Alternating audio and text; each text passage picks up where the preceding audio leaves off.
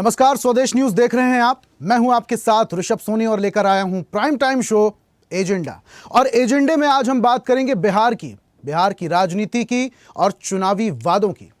बिहार वो राज्य जहां चुनावी बिसात बिछ चुकी है। इस महासंग्राम में लड़ाई का सबसे बड़ा हथियार सरकारी नौकरी का वादा है।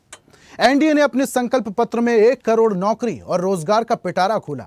महिलाओं को लखपति बनाने और केजी से पीजी तक मुफ्त शिक्षा का वादा किया। दूसरी तरफ महागठबंधन ने हर घर के एक सदस्य को सरकारी नौकरी देने का वादा किया। सवाल यह है कि क्या ये वादे सिर्फ चुनावी धुआंधार प्रचार के तीर हैं? क्या करोड़ों नौकरियों के दावे हवाई तो नहीं है? क्या सच में राजनीतिक दलों ने इसका कोई रोड मैप तैयार किया है? क्या बिहार का वोटर इस बार नौकरी के हथियार से किसी एक दल को सत्ता तक पहुंचाएगा? आज का एजेंडा में सबसे बड़ी बहस बिहार में धुआंधार प्रचार नौकरी बना हथियार पर चर्चा शुरू करेंगे, लेकिन उससे पहले एक खास रिपोर्ट देख लीजिए।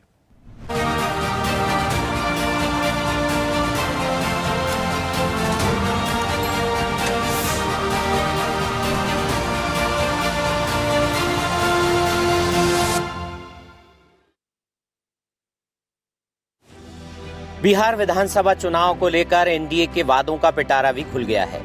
एनडीए ने अपने संकल्प पत्र में 1 करोड़ नौकरी देने, महिलाओं को 2 लाख तक की मदद देने, इसके अलावा 1 करोड़ महिलाओं को लखपति दीदी बनाने का लक्ष्य रखा है।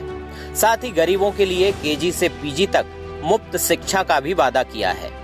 इसके साथ ही मां जानकी मंदिर को अगले 5 साल में पूरा करने, इलाके को सीतापुरम के नाम से विकसित करने का वादा भी किया है। बिहार के 4 शहरों में मेट्रो सेवा शुरू करने समेत कई लोक लुभावन घोषणाएं भी की गई हैं। पटना के होटल मोरिया में केंद्रीय मंत्री और भाजपा अध्यक्ष जेपी नड्डा, मुख्यमंत्री नीतीश कुमार, एनडीए के पार्टनर केंद्रीय मंत्री जीतन राम मांझी, केंद्रीय मंत्री और चिराग पासवान, आरएलएम के राष्ट्रीय अध्यक्ष उपेंद्र कुशवाहा ने घोषणा पत्र जारी किया। इस मौके पर उप मुख्यमंत्री सम्राट चौधरी भी मौजूद थे। हर युवा को नौकरी और रोजगार देना, 1 करोड़ से अधिक सरकारी नौकरी, रोजगार प्रदान करना, कौशल विकास करना और हर जिले में मेगा स्किल सेंटर से बिहार को ग्लोबल स्किलिंग सेंटर के माध्यम से के रूप में स्थापित करना। एनडीए ने भी महागठबंधन की तरह ही युवा वोटर्स को साधने 1 करोड़ नौकरी देने का वादा किया है। उधर महागठबंधन के chief minister face Tejashwi Yadav ने प्रण लिया है कि वे राज्य के हर घर के एक सदस्य को सरकारी नौकरी देंगे, जो करीब 2.5 करोड़ परिवार को टारगेट करती है। लेकिन कैसे देंगे, ये प्लान उन्होंने नहीं बताया। ये अलग बात है कि वे एनडीए के 1 करोड़ नौकरी देने के वादों का रोड मैप जानना चाहते हैं। कल तो कर ही हर एक चीज का नकल कर दिया। 1 करोड़ नौकरी और रोजगार देंगे। हमसे पूछते हैं कि कहाँ से देंगे, ये कहाँ से देंगे, तो ये तो बताएं। हर 4 में से 1 व्यक्ति सरकारी नौकरी देगा, अर्थात 4 दिसंबर के बाद आप सब जो हैं, आप सबको सरकारी नौकरी मिलेगी।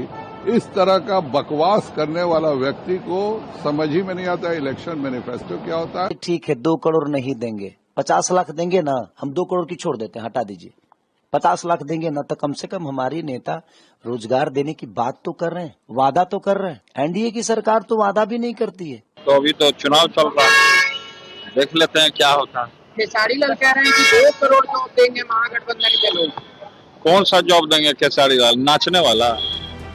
घोषणा पत्र में हजारों नहीं, लाखों नहीं, करोड़ों सरकारी नौकरी के वादों के बीच शायद यह हकीकत सब जान चुके हैं कि बिहार से रोजगार की तलाश में सबसे ज्यादा युवाओं का पलायन होता है।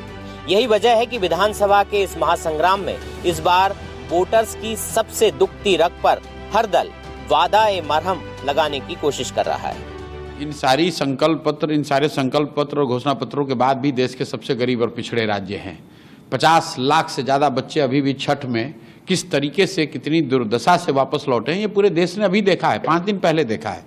तो ये तो इन संकल्प पत्रों के, घोषणा पत्रों के, वादों के, प्रण के पीछे का जो झूठ है उसको दिखाता है। इसका कोई महत्व नहीं है और मुझे नहीं लगता है कि बिहार में कोई ये देख भी रहा है कि आरजेडी का या एनडीए का, जदयू का क्या संकल्प पत्र है या क्या घोषणा पत्र है। बिहार की राजनीति में रोजगार का मुद्दा अब सिर्फ चुनावी नारा नहीं, बल्कि महाहथियार बन चुका है। पार्टियां जानती हैं कि पलायन की पीड़ा झेल रहे युवा इस बार का निर्णायक वोट बैंक है। चाहे एनडीए का 1 करोड़ नौकरी का वादा हो या महागठबंधन का हर घर में नौकरी का वादा, ये सभी वादे इस बात की पुष्टि करते हैं कि इस बार का चुनाव विकास और रोजगार के वादों की कसौटी पर लड़ा जाएगा। अब देखना यह है कि बिहार की जनता किस गठबंधन के वादों को हकीकत में बदलने लायक मानती है, क्योंकि अंततः वोट उसी को मिलेगा जो उनकी सबसे बड़ी जरूरत स्थायी रोजगार को पूरा करने की सबसे विश्वसनीय राह दिखाएगा। चैनल हेड आरपी श्रीवास्तव के साथ विजय नंदन, स्वदेश न्यूज।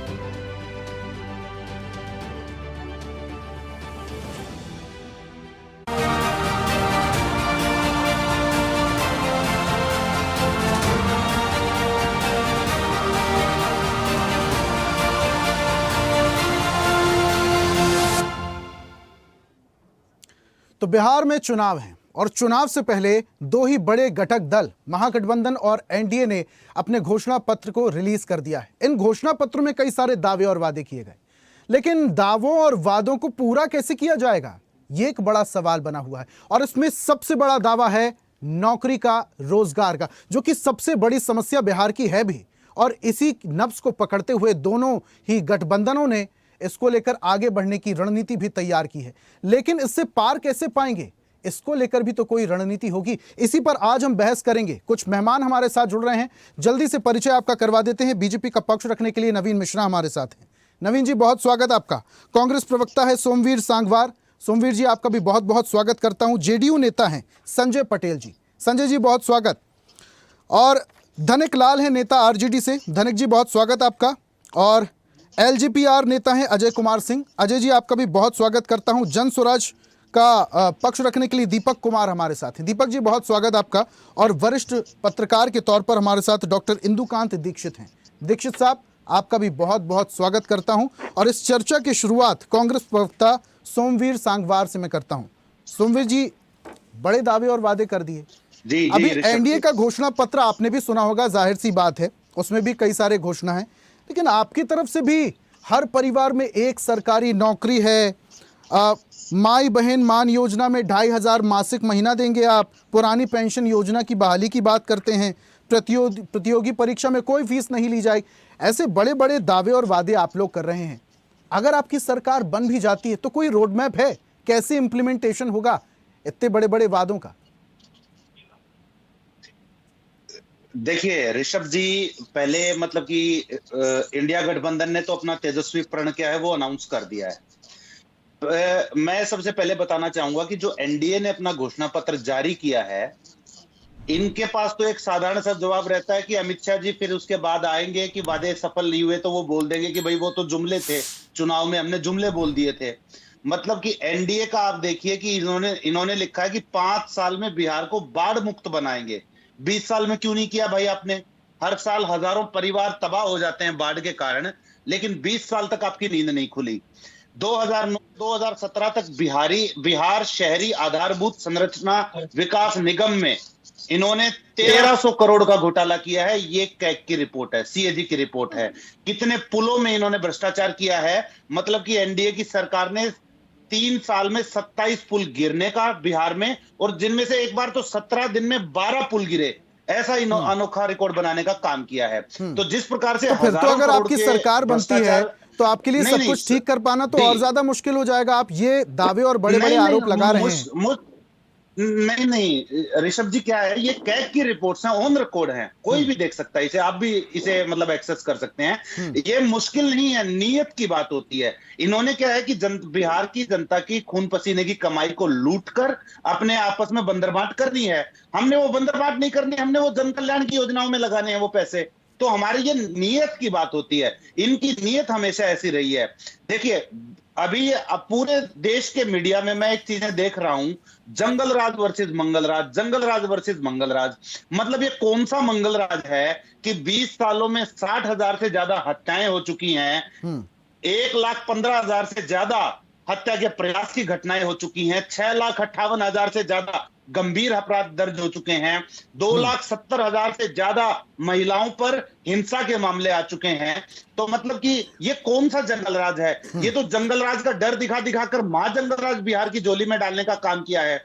अगर वो जंगल राज था तो इसे तो आप राक्षस राज कहेंगे तो भी कम लगता है। मतलब ये लगता है कि इन्होंने एक और चीज की है कि मतलब कि कल मोकामा में एक जो घटना हुई है वो मतलब कि भाजपा जदयू सरकार द्वारा पोषित और किस प्रकार से संरक्षित मीडिया उसे हालांकि मतलब कई बार उसका महिमा मंडन करती है, बाहुबली दिखाती है। बाहुबली इतिहास में एक अच्छा शब्द होता था जिसके पास भुजाओं का बल होता है उसको बोलते हैं, लेकिन वो भाजपा और जदयू सरकार द्वारा नीतीश कुमार जी द्वारा पोषित एक गुंडा है।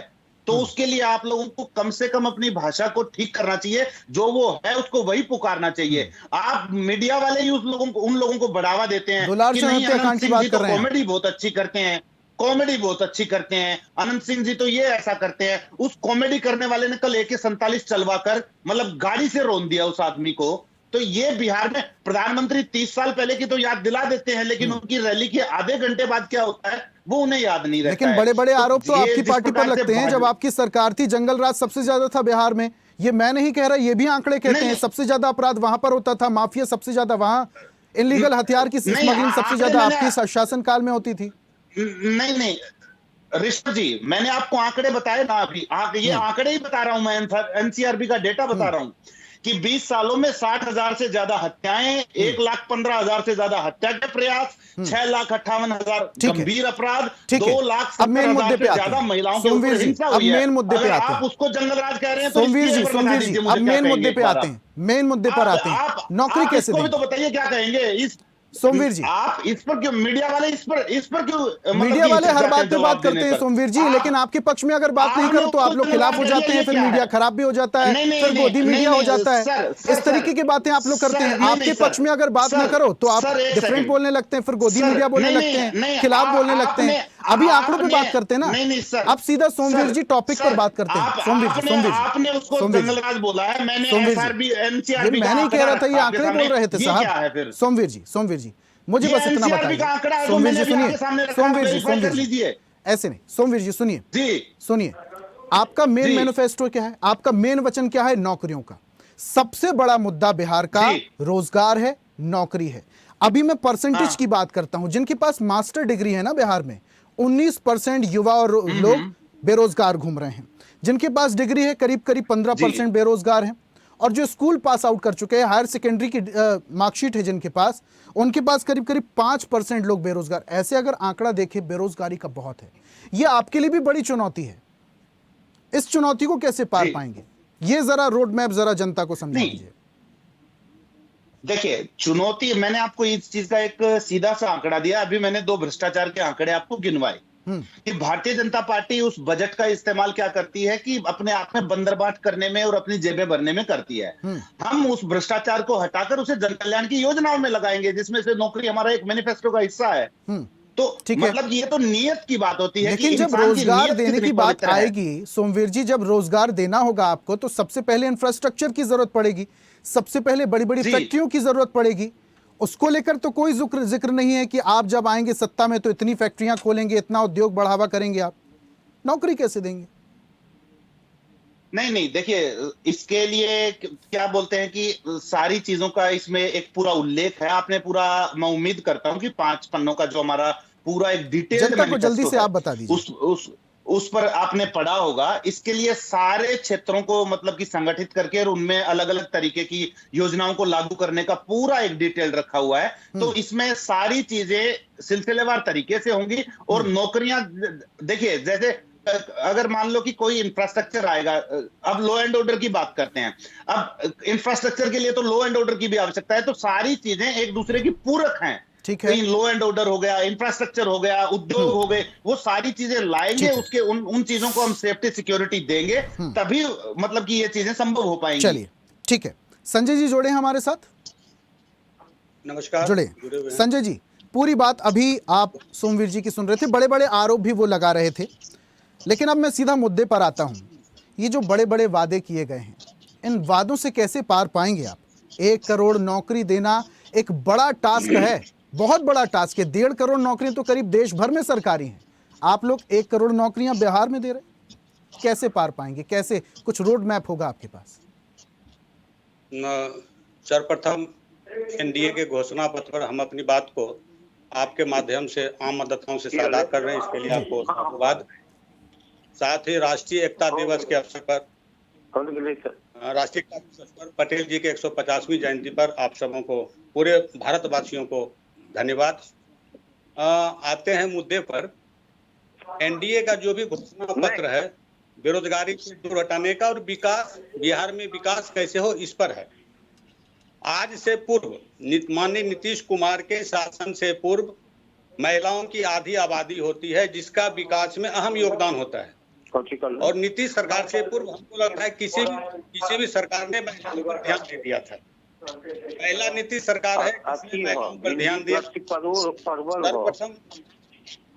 सर्वप्रथम अपने आते हुए शासन में आए, उन्होंने के माध्यम से पंचायती राज में महिलाओं को स्थान दिया, नौकरियों में महिलाओं को स्थान दिया, शिक्षा में महिलाएं सुदृढ़ हो इसलिए साइकिल योजना चलाई गई, और उसके बाद जीविका के माध्यम से आर्थिक रूप से सशक्त बनाया गया महिलाओं को। और इसका फलाफल आप अभी जितने भी एनडीए के कार्यक्रम हो रहा है आप उसमें देख सकते हैं। महिलाओं की भागीदारी बहुत हद तक बढ़ी है, पुरुषों से ज्यादा महिलाओं की भागीदारी बढ़ी। और ये भागीदारी केवल मतदान तक नहीं है, ये भागीदारी बिहार के विकास के लिए भी संभव है। एक बात। दूसरी बात, इस योजना ये संजय जी माफ कीजिएगा, मैं आपको बीच में टोक रहा हूं, लेकिन कुछ और ऑडियो आ रहा है आसपास। अगर कुछ टीवी या कुछ ऑडियो चल रहा है तो उसे प्लीज म्यूट कर दीजिए। नहीं, मेरे पास तो कोई नहीं है, कहीं और से होगा। ठीक है संजय जी, हम फिर मुद्दे पर आते हैं। सबसे बड़ी बात घोषणा पत्र में जो इस बार आया हुआ है, वो सबों को, इसके लिए एनडीए सरकार को धन्यवाद देना चाहिए। बार बार बातें की जा रही है।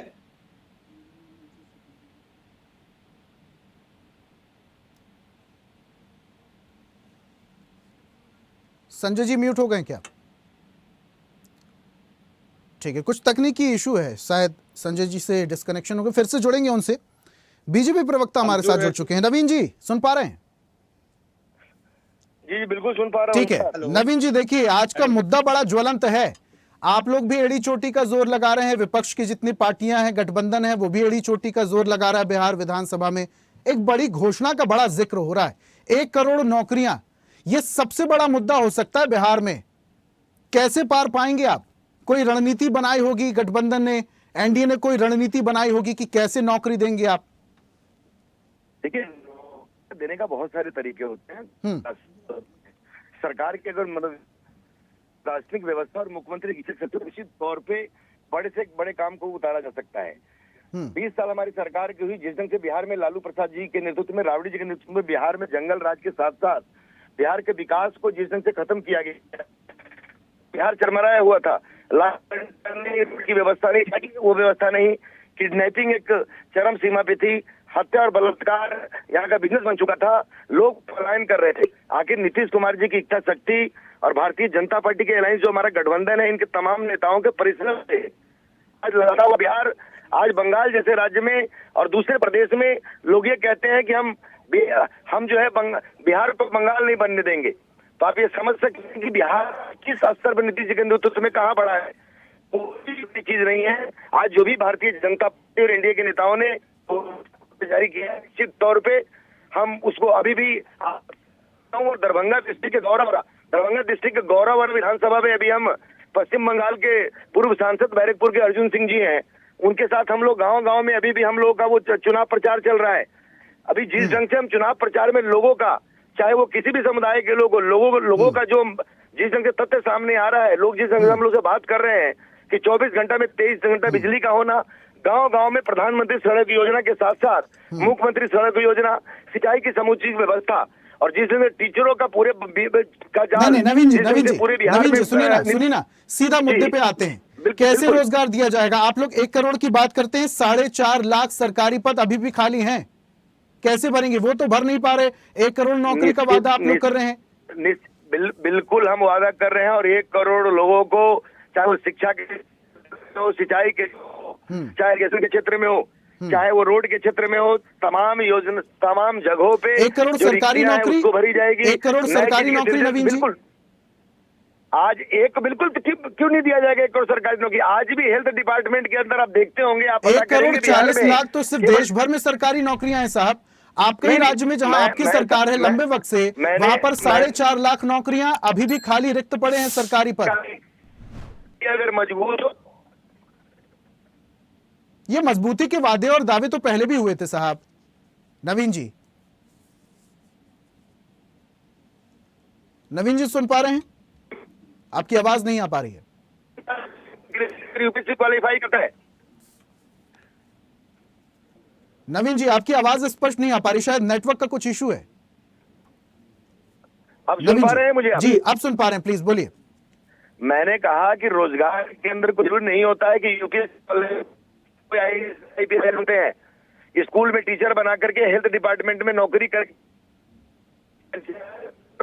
सरकारी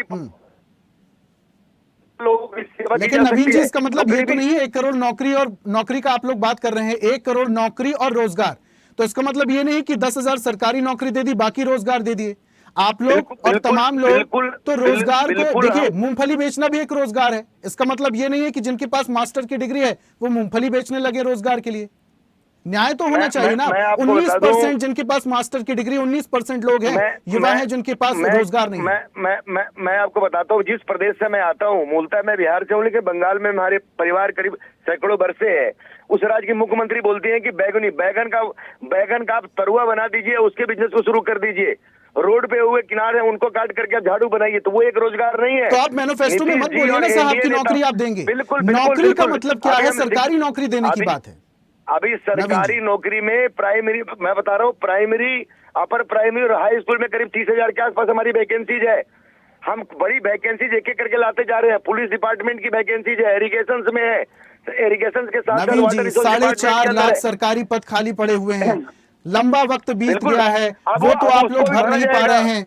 1 अब करोड़ हर महिला चीज का लखपति समय होता है, दीदी का उसको भी वादा भरा आप लोग कर जाएगा। रहे हैं। बिहार में 3.25 लाख करोड़ रुपए का कर्ज है और 1 करोड़ लखपति दीदी बनाने की आप लोग बात कर रहे हैं। भाई बिल्कुल, अभी नहीं, अभी आपने देखा होगा कि ठीक चुनाव से 1 महीना पहले 75 लाख बहनों के अकाउंट में 10 लाख रुपए अगर सरकार की इच्छा शक्ति थी, आज पहुंचा है ना। आज किसान को हम 6,000 रुपए, 6,500 रुपए हर महीना दे रहे हैं, तो वो पहुंच रहा है ना। 400 से लेकर के हमने 2,200 रुपए वृद्धा पेंशन किया, तो वो लोग अकाउंट में पहुंच रहा है कि नहीं पहुंच रही है, बताइए। प्रधानमंत्री की योजना है चावल और गेहूं देने का। आज हिंदुस्तान के 85 करोड़ लोगों के घर के अंदर में अनाज पहुंच रहा है कि नहीं पहुंच रहा है, ये बताइए। 125 यूनिट मुफ्त बिजली भी देने का वादा कर रहे हैं आप लोग। बिल्कुल, 140 यूनिट हम हर एक परिवार को, जो परिवार को लेने में सक्षम है, उसमें उसको अगर आपकी महंगाई से सरकार बनती है बचाएंगे। तो बिल्कुल, हम निश्चित तौर पे 100% हमारी सरकार बनती है। छत्तीसगढ़ और में इस आपकी बार जब ट्रिपल इंजन सरकार- की सरकार है साहब। और छत्तीसगढ़ में बिजली हमारी पैदा ट्रिपल- होती है, वहां के लोगों को आप लोग बिजली सस्ती दे नहीं पा रहे हैं। अभी 20 पैसा पर यूनिट आप लोगों ने बढ़ाया है। जहां आपकी ट्रिपल इंजन की सरकार है वहां बिजली आप कम कर नहीं पा रहे हैं। बिहार की आप लोग बात कर रहे हैं क्योंकि चुनाव आ रहे हैं, ठीक है। नवीन जी, आते हैं वापस से आपके पास। और भी बहुत हिंदुस्तान के सारे 22 सवाल स्टेट हैं में कौन सा स्टेट में जहाँ की बिजली हमने नवीन जी, नहीं दिया है? और भी बहुत सारे बिल्कुल। सवाल है मेरे पास। मैं जल्दी जी, आऊंगा आपके जी, पास, बिल्कुल, बहुत जल्दी आऊंगा आपके बिल्कुल, पास। दीपक जी जुड़े हुए हैं मेरे बिल्कुल, साथ। प्लीज। दीपक जी, आवाज क्लियर है? जी नमस्कार। बहुत बड़ी भूमिका आपकी पार्टी निभाने जा रही है जनसुराज। आपकी तरफ से कई सारे वादे किए गए हैं। अभी एक वीडियो देख रहा था मैं सोशल मीडिया में, आपकी पार्टी के जो कार्यकर्ता हैं वो जगह जगह घूम रहे हैं, लोगों के अकाउंट खुलवा रहे हैं, एटीएम दे रहे हैं, कह रहे हैं कि अगर हमारी सरकार बनती है तो 20,000 रुपए अकाउंट में आएगा, इसी एटीएम से खरे खरे नोट निकलेंगे। आप लोग भी बड़े बड़े वादे कर रहे हैं, वादे कैसे पूरे होंगे? जनता से वादे कर देना बहुत आसान है साहब, निभाना बहुत मुश्किल है। नमस्कार, मैं बिहार की जनता को सर्वप्रथम नमस्कार करता हूं और हमारे सारे पैनलिस्ट को भी मेरी तरफ से नमस्कार है। मैं बिहार के चुनाव पे आज चर्चा के लिए जो बीजेपी का घोषणा पत्र जारी हुआ है वो सारे मुद्दे हमारे सामने हैं। मैं पहले ये बताना चाहता हूं कि बिहार में पिछले 35 सालों से राजद गठबंधन और राजग ने एनडीए की सरकार है और पिछले 35 सालों में दोनों ने बिहार की क्या दुर्दशा की है कि बिहार एक उस समय भी पिछड़ा राज्य था, आज भी पिछड़ा राज्य है। ठीक है। पहली बार प्रशांत किशोर जी ने, जो हमारे आदरणीय नेताजी ने है, बिहार की जनता के सामने एक सशक्त विकल्प जन स्वराज पार्टी के रूप में रखा है और बिहार की जनता के जो मूलभूत मुद्दे हैं उसको उठाने का प्रयास किया है, उसको उठाने का काम किया है। बिहार की जनता के मूलभूत मुद्दे क्या है? पहला पलायन का मुद्दा है, साथ में बेरोजगारी आ रही है, तीसरा फर्जी शराबबंदी कानून है जिसके कारण बहुत सारे दलित पिछड़े गरीब लोग इसके दंश को झेल रहे हैं। उसके साथ बिहार में इंडस्ट्रियलाइजेशन की जरूरत है जिससे रोजगार उत्पन्न किया जा सके। बिहार में बाढ़ की समस्या पिछले, आपकी सरकार आती है दीपक जी, आपकी अगर सरकार बनती है तो शराबबंदी को हटा देंगे? जी बिल्कुल, हमारे श्रद्धेय नेताजी ने कहा कि 1 घंटे के अंदर इस फर्जी शराबबंदी कानून को सबको हम शराबी हटा बना देंगे। मतलब जिनको आसानी से शराब नहीं मिल पा रही है और जो हफ्ते में 2 बार शराब पीता है, आप लोग शराबबंदी हटा देंगे, 7 दिन पीजिए। जबकि आपको पता होना चाहिए कि बिहार में हर नुक्कड़, हर चौराहे पर, हर जगह जब आप कहें शराब मिलती है, शराब की सिर्फ दुकानें बंद हुई है, होम डिलीवरी चालू हो गई है। बिहार सरकार के खजाने के 20-25 हजार करोड़ रुपए चुरा कर बिहार की सरकार ने इन भ्रष्ट शराब माफियाओं, भ्रष्ट अफसरों और भ्रष्ट नेताओं की जेब में डाल दिया है। एक समानांतर सरकार खड़ी कर दी गई है जिसके कारण और अपराध की व्यवस्था बढ़ गई है। शराबबंदी ये फर्जी शराबबंदी कानून है, शराबबंदी एक अलग विषय है, ये फर्जी शराबबंदी कानून अलग विषय है। अच्छा दीपक जी सुनिए, दीपक जी एनडीए ने और इंडिया गठबंधन ने जो वादे किए हैं उन वादों को कैसे देखते हैं? जरा मैं आपकी प्रतिक्रिया चाहता हूं। पहले इंडिया गठबंधन ने भी वादे किए हैं और एनडीए गठबंधन ने भी वादे किए। उनके वादों को देखें, हमारे इंडिया गठबंधन वाले बोल रहे हैं कि हर घर सरकारी नौकरी देंगे। ये इतना बड़ा अपने आप में भ्रम का प्रयास है कि आप पूरे दुनिया, पूरे देश के सभी राज्यों में से क्या आज तक किसी के देश की सरकार या किसी राज्य की सरकार, भारत के किसी राज्य की सरकार ने आज तक किसी को सरकारी नौकरी दे पाए हैं? 2,73,00,000 परिवार को सरकारी नौकरी देना क्या संभव है? हाँ, रोजगार दिया जा सकता है, रोजगार पैदा किया जा सकता है, हर परिवार के लिए रोजगार की व्यवस्था जरूर की जा सकती है, सरकारी नौकरी नहीं दिया जा सकता। ये सर्वमान्य है और इस तरह की बातें जो कर रहे हैं जनता समझ रही है कि ये संभव नहीं है, ये सिर्फ जुमलेबाजी है। और उसके बाद जो भी उनका पिछला ट्रैक रिकॉर्ड रहा है राजद गठबंधन वालों का, सरकारी नौकरी देने लैंड, उसके बदले वो पहले कुछ लेते हैं तब देते हैं सरकारी नौकरी, ऐसे देते नहीं है। पहली बात, जहां तक राजग गठबंधन का सवाल है, एनडीए वाले बोल रहे हैं कि हम हर नौकरी रोजगार देंगे। पिछले 20 साल से एनडीए की सरकार है, 1 करोड़ नौकरी और रोजगार नहीं दे पाए हैं। इसका मतलब ये सिर्फ और सिर्फ झूठ और फरेब की राजनीति करके लोगों को भ्रम में डालना चाहते हैं। जुमलेबाजी का जिक्र कर रहे हैं दीपक जी। देखिए, जुमलेबाजी का आप जिक्र कर रहे हैं। आपके जो नेता हैं दीपक जी सुनिए, आप जुमलेबाजी का जिक्र कर रहे हैं। आपके जो नेता हैं प्रशांत किशोर बहुत बेहतरीन वक्ता हैं, बढ़िया बोलते हैं, जब भी बोलते तर्क के साथ बोलते हैं। अभी जनता के बीच में जा रहे थे, कई सारी तस्वीरें भी वायरल हो रही थी। जनता के बीच जाके बोलते हैं कि वोट मुझे दीजिए ना दीजिए, इस बात पे जरूर दीजिए कि आपके बच्चे को शिक्षा मिलेगी नहीं मिलेगी, सड़क मिलेगी नहीं मिलेगी, राशन मिलेगा नहीं मिलेगा, महंगाई कम होगी नहीं होगी। और दूसरी तरफ अपने कार्यकर्ताओं को भेज देते हैं कि भैया अकाउंट खोलो और उसके बाद वादा करो कि अगर सरकार बनती तो 20,000 रुपया महीना आएगा। ये विरोधाभास नहीं तो क्या है? आप इसमें शायद आपके पास पूरी जानकारी शायद नहीं आ पाई है। जन स्वराज पूरी जानकारी दीजिए साहब। व्यवस्था में उसके अलग अलग हेड हैं जिसमें ये कहा गया है इससे जनता के हर परिवार को इतने रुपए का फायदा होगा। हमारी जन स्वराज की व्यवस्था आएगी। एटीएम क्यों बनवा रहे हैं आपको इस तरह का दीपक फायदा जी? होगा। कभी नहीं एटीएम क्यों बनवा रहे हैं? खाते क्यों खुलवा रहे हैं? आपकी सरकार बनेगी, सीधा लाभ पहुंचाइए। अरे भाई, सड़क बन जाएगी, आपकी सरकार अगर बनेगी तो शिक्षा स्कूल खुल जाएगा। एटीएम अकाउंट खुलवाने की क्या जरूरत है?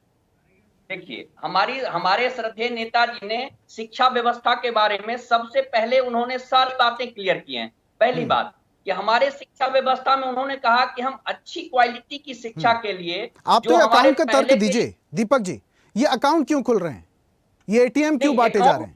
एक परिवार, हर परिवार को जन स्वराज कार्ड प्रोवाइड कराया जा रहा है जिसमें ये कहा जा रहा है कि जन स्वराज की सरकार आएगी तो ये सारे उनके लिए ये सारे फैसिलिटी और ये सारे उनको मदद की जरूरत पड़ेगी तो मदद की जाएगी। इससे वो पैसे देने की बात कहीं नहीं हुई है।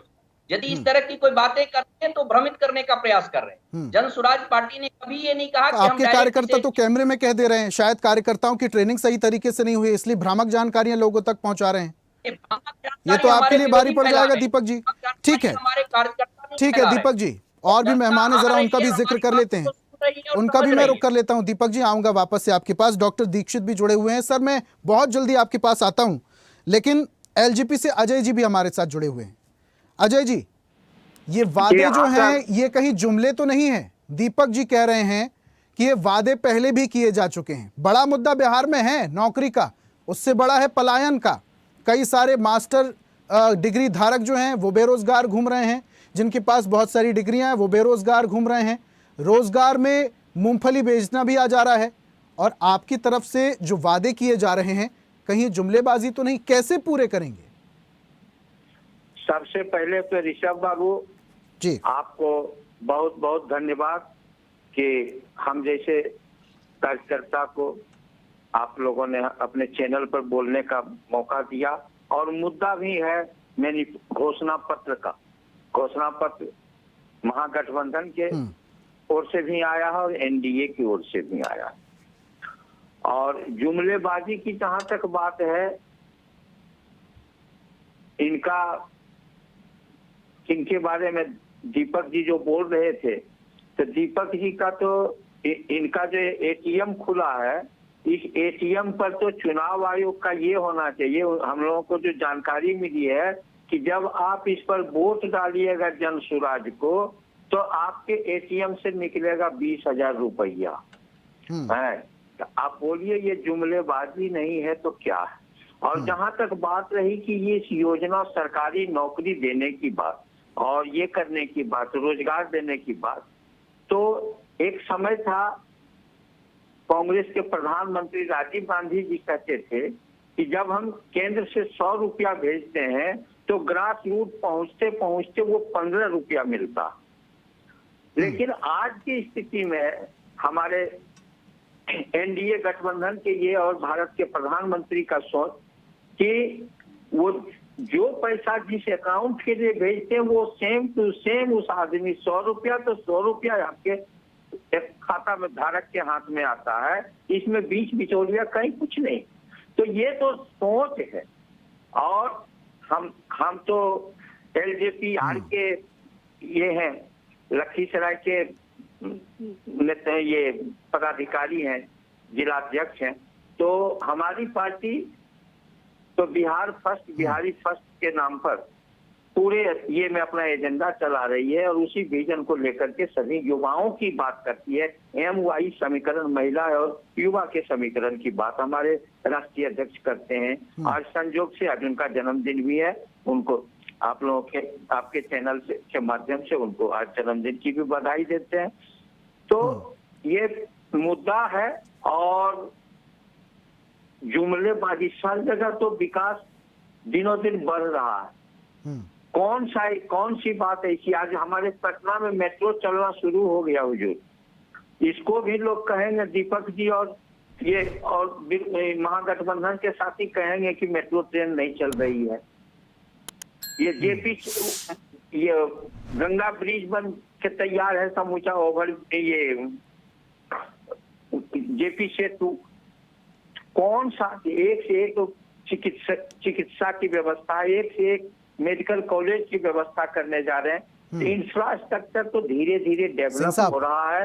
और जब लोगों ने ये योजना रखी है, बनाया मेरी सिंह साहब, ये व्यवस्थाएं सालों से हो रही हैं, ये व्यवस्थाएं सालों से हो रही हैं और सालों तक होती चली जाएंगी। लेकिन जमीनी स्तर पर जब हम झांकते हैं तो इंफ्रास्ट्रक्चर की कमी पाते हैं, रोजगार की कमी पाते हैं, स्वास्थ्य की कमी पाते हैं, अस्पतालों की कमी पाते हैं, लोगों को रोजगार की कमी पाते हैं, और भी तमाम तरीके की चीजें हैं। और आप लोग जो वादे करते हैं उसको लेकर किस तरीके से वादे पूरे होंगे, दूर दूर तक उसका रोड मैप ऐसे देख पाना बहुत मुश्किल है। आप लोग भी तो जनता के सामने नहीं बोल रहे हैं ना। तेजस्वी यादव से पूछ रहे हैं कि आप वादे कर रहे हैं, निभाएंगे कैसे? आप लोग भी तो नहीं बोल रहे हैं कि वादे निभाएंगे कैसे। ऋषभ बाबू, कल हम लोगों की एक सभा थी, एनडीए गठबंधन की एक सभा थी, उसमें हमारे बिहार के मुख्यमंत्री माननीय नीतीश कुमार जी थे और केंद्रीय मंत्री राजीव रंजन प्रसाद सिंह उर्फ ललन बाबू थे। हम्म, शेखपुरा से लखीसराय आने में वो 90 के दशक में आने में उनको 3.5 घंटा का समय लगा। आज उसी शेखपुरा से लखीसराय आने में मात्र 25 से 28 मिनट का समय लगता है। ये फर्क है, ये फर्क है। तो एक दिन में कोई ऐसा डेवलप नहीं हो पाता है, समय लगता है। लेकिन आज रोड की स्थिति, आप सुदूर गांव में चले जाइए, कहीं आपको रोड टूटा फूटा रोड नजर आता है क्या? कहीं रोड नहीं आता। 24 घंटा बिजली जनरेट हो रहा है, जिसको क्या कहते हैं हम लोग गांव में बिजली, कहीं बॉल जला हुआ देखते थे तो लगता था कि बॉल जल। अजय जी, हम शहर, अजय जी, अगर रोड की स्थितियां आपको देखनी हो, जरा ग्रामीण अंचलों में जाकर देखिए, क्या स्थिति है वहां पर रोड की, क्या स्थिति है वहां पर स्वास्थ्य की, क्या स्थिति है वहां पर सड़क की। अभी कुछ समय पहले एक खबर आ रही थी जहां पर आसपास की जमीन को महंगा करने के लिए कुछ बिल्डरों ने आपस में मिलकर एक ब्रिज बना दिया, फर्जी ब्रिज, और आसपास की जमीन बेच दी ताकि वो महंगी हो जाए। फिर एक बार एक खबर आती है जहां पर पुल गिर गया। क्यों गिर गया? वहां पर जो सरिये लगाए गए थे वो प्लास्टिक के सरिये थे। अब भाई प्लास्टिक के सरिये, सोच सकते हैं आप। तो ये स्थितियां हैं, भ्रष्टाचार की कोई पराकाष्ठा नहीं। इससे पार पाने के लिए भी तो सरकार को रोड मैप की जरूरत है। निश्चित तौर पर इस बात से ये हम आपको ये नहीं करते, नकार नहीं सकते हैं। बहुत है उसमें। होता क्या है कि चुनाव के दरमियान बहुत सारे लोग यहाँ से यहाँ हो जाते हैं, वहां से वहां हो जाते हैं, और बहुत तरह का प्रदूषण वायरस क्या करते हैं ये हो जाता है। उसको एकाएक खत्म करना घटना घटित होती है, लेकिन उस घटना का ये होता है कि नहीं, उद्भेदन होता है कि नहीं, उसका कार्यान्वयन होता है कि नहीं, उसको इम्प्लीमेंटेशन होता है कि नहीं, इस पर गौर फरमाने की चीज है। आज सोचिए न, हम लोग 90 के दशक में ऋषभ बाबू गांव में टोली बनाते थे, जागते रहो जागते रहो, गांव में घूमते थे। 15-20 नौजुवक लंबा लंबा टॉर्च लेकर के रखता था, लाठी पहना लेकर के गांव में घूमता था, और घोड़सवार आता था किसी। ये स्थितियां तो आज भी बिहार के कुछ इलाकों में है साहब, ये स्थिति तो और भी है। अच्छा ये बताइए अजय जी, भ्रष्टाचार को कंट्रोल करने के लिए क्या चिराग पासवान को मुख्यमंत्री बनना होगा? युवाओं की सोच को आगे बढ़ाने के लिए चिराग पासवान को मुख्यमंत्री, अभी चुनाव का ये समय है। तो मुख्यमंत्री तो युवाओं को प्रमोट ही करते हैं। मुख्यमंत्री और प्रधानमंत्री दोनों खुद ही कहते हैं कि ये देश युवाओं का है और आगे भी चलेगा युवाओं के दम पर। वो ये देश युवाओं का, आज मुख्यमंत्री और प्रधानमंत्री क्या कहेंगे? इतिहास हमारा बोलता है कि युवा ही, जब कोई तस्वीर बदलने की नौबत आती है तो युवाओं के ही द्वारा बदला जाता है। इंडिया गठबंधन ने तो सीएम फेस रिलीज कर दिया है, आपकी तरफ से कौन? चिराग पासवान होंगे क्या मुख्यमंत्री? ये तो चुनाव के बाद, जैसा हमारे गृह मंत्री ने ये किया है, और हमारे सारे नेता, ये गठबंधन कोई एक ये का नहीं है, वो सारे लोग अपने ये करेंगे। इसमें हम उसके कहने के लायक अपने आप को नहीं मानते हैं। ठीक है, ये तो वक्त बताएगा। आपसी चर्चा के बाद कौन सा फेस बनेगा मुख्यमंत्री, ये देखना होगा। ठीक है, आता हूं वापस से आपके पास। धनक लाल जी हमारे साथ जुड़े हुए हैं आरजेडी से। धनक लाल साहब, समय दिया जाए परिवार लाभ कार्ड के बारे में बताने के लिए, मात्र 2 मिनट का समय दिया। दीपक जी, मैं 5 मिनट में आपके पास आता हूं। कमेंट ले लूं मैं धनक जी से, क्योंकि बहुत देर से जुड़े हुए हैं। धनक जी सुन पा रहे हैं? धनक जी सुन पा रहे हैं? अब हम आपकी पूरा पहले बात नहीं सुन पाए। धनक जी, मेरी आवाज सुन पा रहे हैं? हाँ, सुन रहे हैं। ठीक है, पुरानी बात आप नहीं सुन पाए, लेकिन सवाल मेरा यही रहेगा, और सवाल वही है जो आपका मैनिफेस्टो है, बड़े बड़े दावे और वादे। हर परिवार में एक सदस्य को सरकारी नौकरी। भाई साहब, देश भर में 1,40,00,000 सरकारी नौकरियां हैं। आपके ही राज्य में 4.5 लाख के आसपास सरकारी जो नौकरियों के पद हैं वो रिक्त पड़े हुए हैं। आप लोग ये वादा कर रहे हैं 2.5 करोड़ नौकरियां। This is the big task, कैसे कंप्लीट करेंगे? पहले तो आपके चैनल के माध्यम से हम आप सबों का आपका धन्यवाद करते हैं, और बिहार के 14 करोड़ मतदाताओं का भी हम आभार व्यक्त करते हैं कि इस बार मन बना लिया है कि बिहार में सत्ता परिवर्तन करेंगे और इस बार तेजस्वी यादव को मुख्यमंत्री बनाएंगे। अब आइए हमारे मुद्दे मैनिफेस्टो पर। ठीक, अब आप जान लीजिए, जब 2020 में हमारे नेता चुनाव में कहे थे कि हम 10 लाख युवाओं को अगर हमारी सरकार बनती है तो पहले कैबिनेट की पहले बैठक में कल अपने कलम से हम 20 लाख युवाओं को रोजगार देंगे। तो जो आज मुख्यमंत्री है बिहार के, जो आज मुख्यमंत्री है 20 साल से जो बिहार में लगातार कई बार मैंने बने हुए हैं, कई 10 बार शपथ लेकर के, उन्होंने कहा था कि कहां से लाओगे पैसा, बाप के घर से लाओगे। लेकिन जब अवसर मिला 17 महीना का हमें सरकार में जाने का, तो आपने देखा कि पहला कमिटमेंट हमने पूरा किया, बिहार के 5.5 लाख युवाओं को रोजगार देने का काम किया और 3.5 लाख नौकरी को प्रक्रियाधीन कर दिए।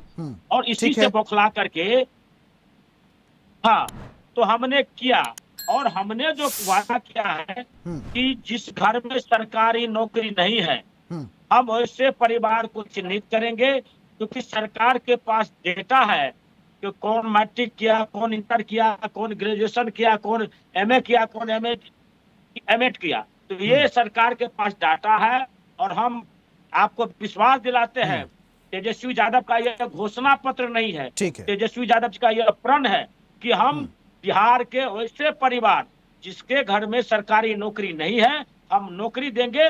यह मोदी जी का जुमला नहीं होगा कि हम उन्होंने कहा था 14 के चुनाव में कि अगर हम सरकार बनाएंगे तो 2 करोड़ युवाओं को प्रत्येक साल नौकरी देंगे। देखिए ये मास्टर कार्ड हो सकता है धनक जी आपका, ये जो आपने वादा किया है, अगर आप लोग इस पर खरा उतरते हैं तो बिहार का विकास निश्चित है, लेकिन उस पर नहीं जाते हैं क्योंकि ये सारी संभावनाएं और ये बातें भविष्य के गर्त में छुपी हुई। एक मैं आंकड़ा आपसे पेश करना चाहता हूं। आप कह रहे हैं 17 महीने में 5 लाख नौकरियां दी, इसका मतलब 1 महीने में 20,000 नौकरियां दी। 4 लाख नियोजित शिक्षक को प्रमाणित किया। धनिक जी 5 साल में आप कह रहे हैं 17 महीने में आपने 5 लाख नौकरियां दी, हर महीने लगभग 20,000 नौकरी आंकड़ों के हिसाब से चलते हैं। अब अगर इसी स्पीड से हम चलें, क्योंकि 5 साल का कार्यकाल होगा, आगे का तो नहीं पता, 5 साल में आपको लगता है कि 2.5 करोड़ नौकरी दे पाएंगे? अगर यही स्पीड रहेगी तो करीब करीब 20 महीने नहीं साहब 74 साल लग जाएंगे आपको पूरे बिहार में 2.5 करोड़ नौकरियां सर्जित करने के लिए। और अगर इससे पार पाना है, धनी जी सुनिए, अगर इससे पार पाना है तो इंफ्रास्ट्रक्चर खड़ा करना होगा। बिहार के पास जो आप बोलते हैं और अक्सर जो रणनीतिकार बोलते हैं कि जमीन की कमी है, उस कमी को दूर करना होगा, इंफ्रास्ट्रक्चर खड़ा करना होगा, बड़े उद्योग लगाने होंगे। इसका कोई रोड मैप है आपके पास? डबल इंजन की सरकार है और उसका रोड मैप आप भी जानते हैं। डबल इंजन की सरकार है, आम बिहार के आम जनता को, देश की जनता को गुमराह करते हैं कि डबल इंजन की सरकार है, हम ही विकास करेंगे। लेकिन बताइए उनका क्या विकास रहा? कोई विकास नहीं रहा है।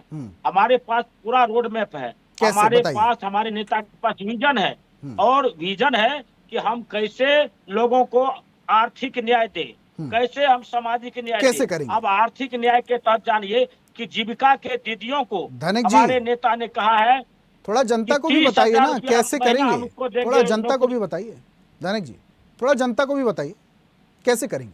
बिल्कुल, हमारे यहाँ रिसोर्ट है, हम बढ़ाएंगे, डेवलप करेंगे बिहार में। बोलने का है मौका सर। आऊंगा आपके पास। बिल्कुल बोलिए, हम तो बताए हैं, अभी आए हैं, लेकिन आप जान लीजिए हमारे पास, हमारे नेता के पास विजन है। आप बताइए, एक छोटा सा उदाहरण देते हैं। मैं ड्राफ्ट जानना चाहता हूं धनिक जी, मैं क्या बिहार की पूरी जनता ड्राफ्ट जानना चाहती है? बिहार की जनता क्या पूरी देश की जनता ड्राफ्ट जानना चाहती है?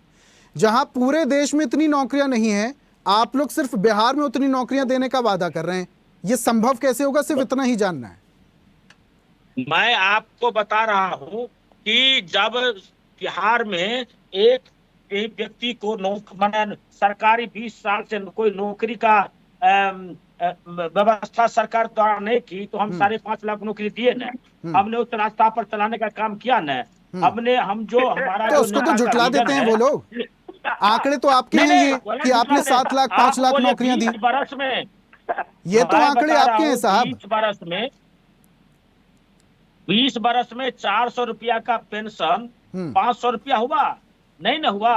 लेकिन जब हमारे नेता ने कहा कि हम प्रत्येक वृद्ध विधवा विकलांग को हम 1500 रुपया हम पेंशन देंगे, तो हमारे योजना का नकल करके नीतीश कुमार जी 1100 पेंशन दिया। हमने कहा 1500 यूनिट 200 यूनिट बिजली। फिर आप लोग पुरानी पेंशन की वापसी की बात कर रहे हैं।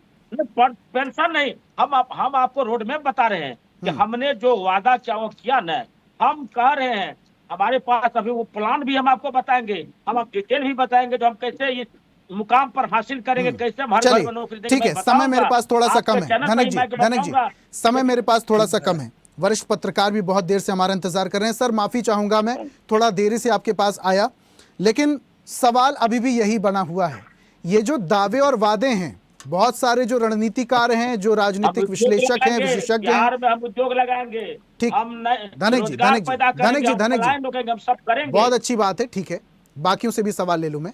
दीक्षित साहब, ये तमाम आप प्रवक्ताओं की, नेताओं की आप बातें सुन रहे थे, और जो एनडीए का, महागठबंधन का जो घोषणा पत्र आया, वो भी जाहिर सी बात है आपने देखा और समझा होगा। लेकिन बिहार की जनता भी बहुत समझदार है। बिहार की जनता इस बार ठान चुकी है उसे करना क्या है। चूंकि वरिष्ठ पत्रकार हैं आप, बहुत सारे लोगों के साथ उठना बैठना है, जनता की नब्ज को बड़ी अच्छे से आप समझते हैं। कैसे देखते हैं आप इन दावों को, इन वादों को, इन घोषणा पत्रों को? जी ऋषभ जी नमस्कार, हमारे जितने को पैनलिस्ट उनको भी मेरा नमस्कार। देखिए, बड़ी बात क्या है कि जितने लोग भी हैं, जितनी भी पार्टीज हैं, वो अपने अपने दावे कर रहे हैं, ये उनका काम है राजनीतिक दलों का। लेकिन देखिए, बड़ी चीजें जो खुलकर सामने आ रही हैं आपके डिबेट में ही। सबसे पहले आपने कांग्रेस के प्रवक्ता सोमवीर जी से बात पूछी, तो उन्होंने अपने घोषणा पत्र को छोड़कर सिर्फ एनडीए के घोषणा पत्र की मुख्य रूप से बात की। एक सवाल मैं जो सुन रहा था उनका, उन्होंने सवाल उठाया कि आखिर 20 वर्ष में जो काम नहीं कर पाए अगर, तो अब वो दावा कर रहे हैं कि अब वो करेंगे, तो 20 वर्ष में क्यों नहीं किया। देखिए, हमारे यहाँ एक बड़ी बात कही जाती है कि जब आप किसी को एक उंगली दिखाते हैं तो 3 उंगलियां या 4 उंगलियां आपकी तरफ होती हैं। यही सवाल पलटकर कांग्रेस की तरफ जाता है। सोमवीर जी को समझना चाहिए कि इस देश में, बिहार में 1946 से कांग्रेस की सरकार थी, और थोड़ी बहुत व्यवधान के साथ 1990 तक कांग्रेस का लगभग डोमिनेंस था। तो कभी वो सवाल अपने से भी पूछेंगे कि उन्होंने 46 साल में क्या किया, 44 साल में उनकी सरकार ने कितने रोजगार दिए, जो अब महागठबंधन के साथ वो 2 करोड़ से अधिक, 2.5 करोड़ के आसपास रोजगार देने की बात कर रहे हैं हर परिवार में।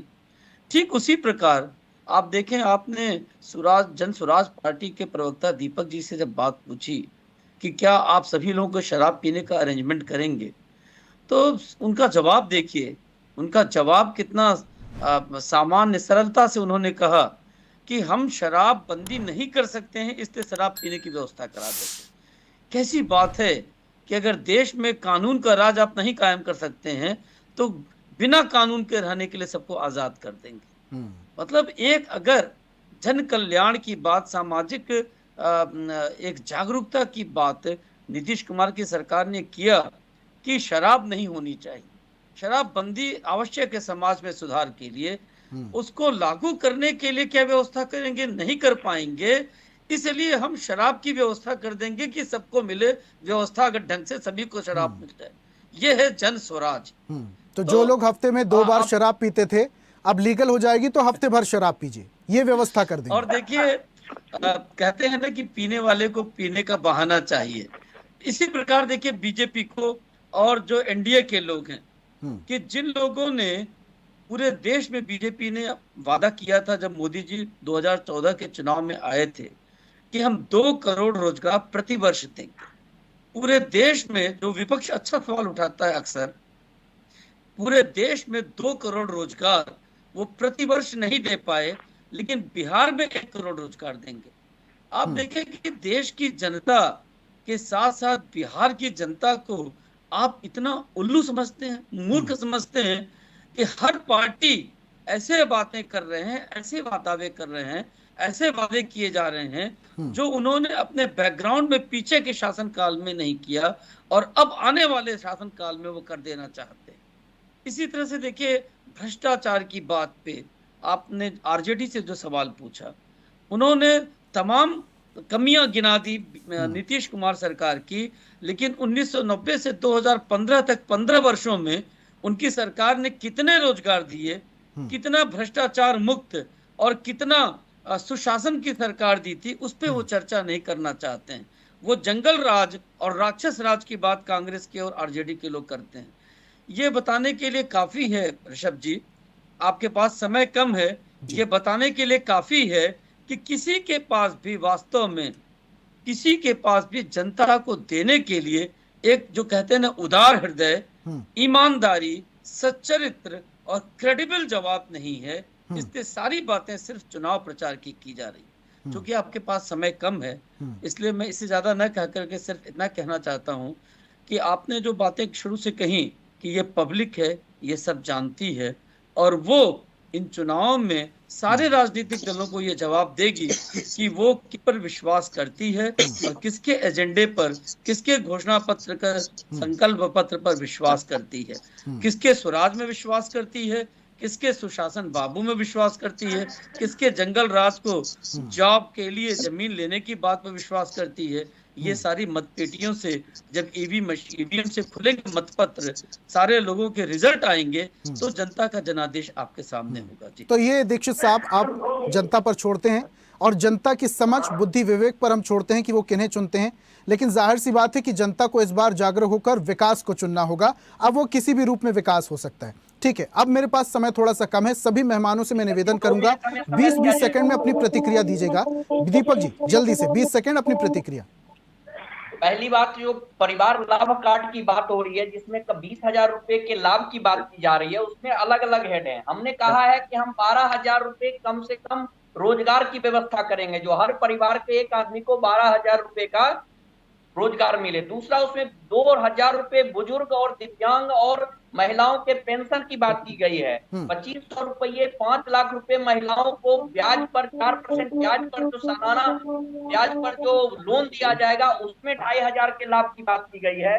1,000 रुपए गरीब जो बच्चे हैं उनके शिक्षा के स्तर पर जो उनकी शिक्षा उपलब्ध करा जाएगी, उसके लिए बात की गई है। और 2,500 नकदी फसलों के लिए जो हम मनरेगा के साथ मजदूरों की मुफ्त व्यवस्था करेंगे, उसके लिए बात की गई है। ये लाभ, परिवार लाभ कार्ड जो है, जो 20,000 रुपए के लाभ की बात की गई है, वो ये सारी चीजें हैं। हमारे विपक्षी लोग इसमें भ्रम फैलाने का प्रयास कर रहे हैं, और हमने परिवार को किस तरह लाभ देना है इसका। ठीक है दीपक जी, आपकी सरकार बन रही है, जनसुराज की सरकार बन रही है। जी, जनसुराज की हमारी सरकार बन रही है। 14 तारीख को हम सरकार बनाने जा रहे हैं। ठीक है दीपक जी, ये वक्त बताएगा ये आपका आत्मविश्वास है या अति आत्मविश्वास है, ये वक्त बताएगा। ठीक है सर, समय नहीं है मेरे पास। अजय जी 20 सेकंड जल्दी से अपनी बात रखिएगा। दीपक जी समय नहीं है मेरे पास। दीपक जी नहीं, ऐसे नहीं। अजय जी जल्दी से 20 सेकंड अपनी बात रखिए। हर जगह शराब मिल रही है। बस दीपक जी, बस दीपक जी हटाकर दीपक जी का ऑडियो डाउन कीजिए। अजय जी, अजय जी, धनिक लाल जी, ऋषभ बाबू, आप धनिक लाल जी से पूछते हैं कि कई इंफ्रास्ट्रक्चर नहीं है तो कैसे विकास करिएगा। धनिक लाल जी के जो ये है राष्ट्रीय अध्यक्ष है पार्टी के, श्रीमान लालू प्रसाद जी, वो चपरासी क्वार्टर में रहा करते थे। आज उनके ये जो है हमारे जो ये 5 लाख और 10 लाख नौकरी देने वाले, शिक्षा वाले, 17 महीना में इतना लाख का रोजगार देने वाले, आज 45 बीघा 43 बीघा केवल पटना की शहरी संपत्ति है। दिल्ली और विदेश में जो है वो अलग है।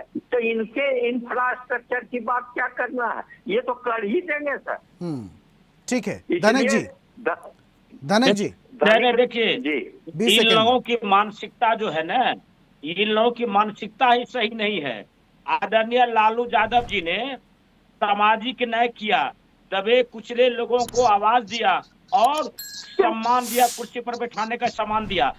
हर व्यक्ति को जिसको ये लोग अछूत समझते थे, उन्हें गले से लगाने का काम किया। ये 15 वर्ष की बात करते हैं, और ये 20 वर्ष में जो आज जो 2 मर्डर हो गया है, आज जो घटना हो रहा मोकामा में, इस पर बोलने के लिए इनके पास कुछ नहीं है। 20 वर्ष में एक सुई का कारखाना बिहार में नहीं लगा, इस पर बोलने के लिए इसको कुछ नहीं है। एक यहाँ पर आज छठ में जो आपने दृश्य देखा कि सैकड़ों गाड़ी में ठूस ठूस के जो लोग आए हमारे बिहारी, इस पर बोलने के लिए कुछ नहीं है। इनको लालू जी पसंद नहीं है। क्यों? कि वो सामाजिक न्याय की बात करती है। हमारे नेता आदरणीय तेजस्वी यादव जी आर्थिक न्याय की बात करते हैं।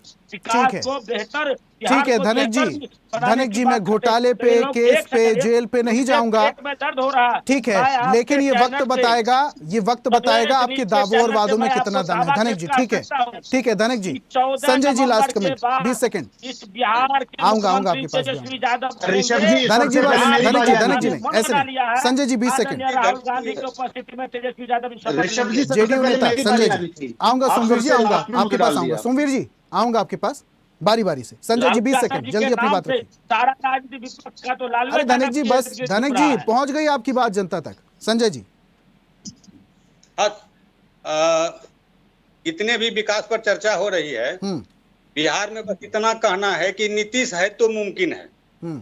रोजगार की बात हो रही है, बिहार में बाहर है नीतीश कुमार है। संजय जी बिहार में बाहर है, आने वाला तेजस्वी सरकार है। रोजगार की बात जहाँ कर रहे हैं आप, तो आपको सबों को, सभी जनता को मालूम है कि महिलाओं को रोजगार के लिए 10-10 हजार रुपये का अनुदान दे दिया गया है, उसे प्रोत्साहित किया गया है। चोरी कर रहा है, वोट प्रलोभन के लिए दे रहे हैं। वो आपका जनाधार घिसक गया है, इसलिए 10,000 दे रहे हैं महिला को उतरा करके 10,000 देकर के वोट देने का। धनिक जी सुनते हैं ना, धनिक जी सुन तो लीजिए क्या कह रहे हैं। जनता समझ चुकी है, धनिक जी सुन तो लीजिए क्या कह रहे हैं। इसलिए 10,000 का प्रोत्साहन दे रहे हैं।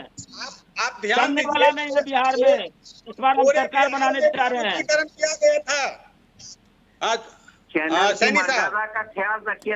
ठीक है, लास्ट कमेंट सोमवीर जी, जल्दी से अपनी बात रखिए। सोमवीर जी, धनिक जी ठीक है, एक मिनट धनिक जी, संजय जी एक मिनट।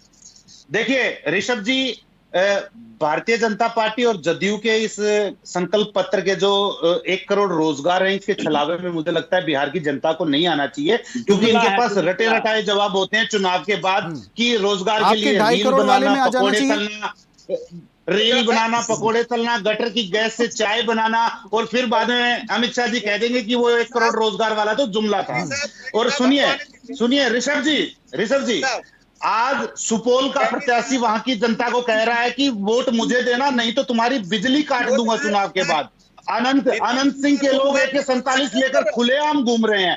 तो ये चीजें दिखाती है कि 20 साल से भाजपा और जदयू कैसे बिहार के लोगों का वोट लेती रही है, AK-47 और डर के नाम पर वोट लेती रही है। इस बार बिहार की जनता इस डर को हराकर राक्षस राज को हटाएगी और बिहार में महागठबंधन की सरकार बनाकर तेजस्वी यादव को मुख्यमंत्री बनाने ठीक है। नवीन जी आखिरी कमेंट। नवीन जी सुन पा रहे हैं?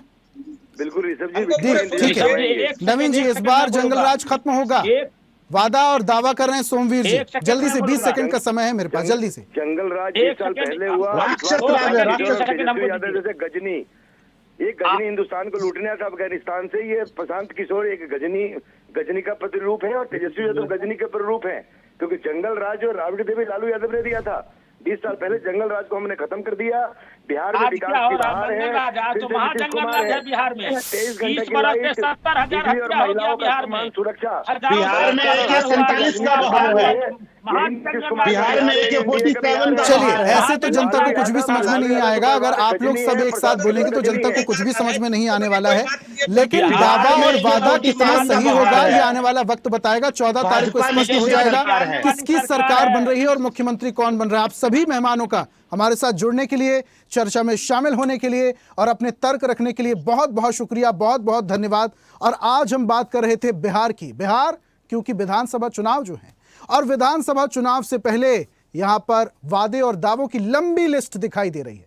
तमाम जो गठबंधन है वो वादे कर रहे हैं। वादा उनमें सबसे बड़ा है नौकरी का, रोजगार का। लेकिन ये वादा कैसे पूरा होगा, क्या रोड मैप है, ये इंप्लीमेंटेशन कैसे होगा, ये आने वाला वक्त बताएगा।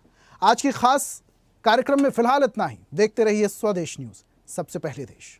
और ऐसी ही ताजा खबरों के लिए लाइक, फॉलो और यूट्यूब पर सब्सक्राइब कर बेल आइकन जरूर दबाइए। और हर अपडेट के लिए विजिट कीजिए स्वदेशलाइव.com।